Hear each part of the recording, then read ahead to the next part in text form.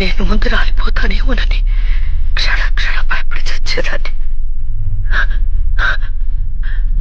ఇప్పుడు నా పెద్ద బరువు తీరింది, తీరిపోయింది. నేను ముందు పోతే పసుపు కుంకాలు మిగిలిపోయేమో కానీ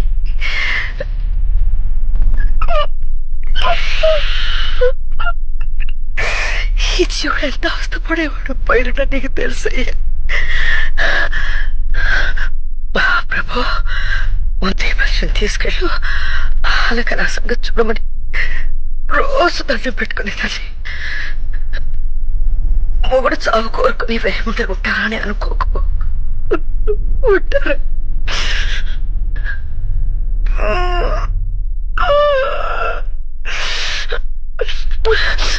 ఆయనంటే నాకు చచ్చేంత ఇష్టం.